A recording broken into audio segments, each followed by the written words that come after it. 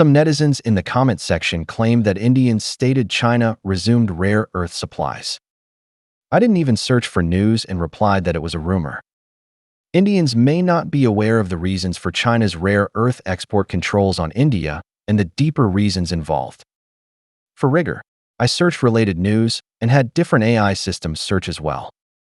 The results were clear. No verified information confirmed that China relaxed its rare earth controls on India. I mentioned the reasons in my previous video and past series. In this video, I will briefly summarize why it is difficult for India to lift the rare earth controls. First, the direct reason India faces China's rare earth controls is that Indian companies forged materials in large quantities, imported rare earths from China, and resold them to Western countries, especially the US, acting as a black glove for Americans. Did the Chinese government not know about this? Of course not. Why didn't China sanction India before? Because China's control system was not yet fully established. Not only India, but even American companies faced no strict rare earth export controls from China. Like the US chip export ban on China, the effect of a ban depends heavily on the government's tracking strength and efficiency. The US has decades of experience with bans and sanctions, with a relatively complete set of methods to track chip destinations. Even so, China still obtained large quantities of NVIDIA's latest AI chips or computing services powered by these chips through channels like Singapore, Malaysia, and the Middle East. The US government pressured countries like Singapore, which arrested some people. However, Singapore and similar countries rely on financial and high-tech product transshipment for profit. They may comply with US requirements, but won't exert much effort to improve inspection efficiency. Thus, the US chip ban on China had some effect, but fell short of expectations. Learning from the US, China established a robust rare earth control system through long-term preparation. Beyond requiring companies to submit documents proving usage, China can precisely track the final destination of rare earths. Companies applying for rare earths that don't cooperate or forge documents like Indian companies face severe consequences. American companies aren't foolish. They have many ways to deceive the Chinese government, but let Indians forge fake materials to obtain rare earths from China and resell them to the US. It seems Indians earned intermediary fees, but they paid a heavy price. China almost completely cut off their rare earth supply. Not only were illegal businesses hit, but even legitimate demands couldn't be met. China banned not only rare earth exports to India, but also products like rare earth permanent magnets. India's predicament isn't just due to greed, but also a significant reason: foolishness. When greed and foolishness combine, falling into a dead end is normal. Can Modi's visit to China resolve the rare earth dilemma?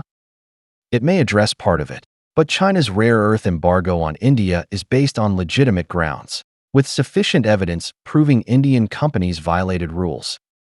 For Indian companies to obtain rare earths and related components, they must accept strict information oversight by the Chinese government and integrate into China's regulatory system. This significantly threatens India's economic independence and puts domestic political pressure on Modi's government. If opposition parties seize on this, Modi will lose face. He has always boasted about India's strength, so accepting China's oversight under the ban would be highly embarrassing. Even if he privately asks Xi Jinping for concessions, Xi can respond that he doesn't understand technical issues and that technical bureaucrats should handle it. Once negotiations begin, China can list Indian companies' misdeeds, stating that rare earths are impossible without oversight.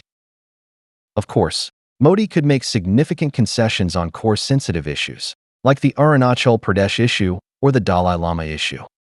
China may not truly care about these.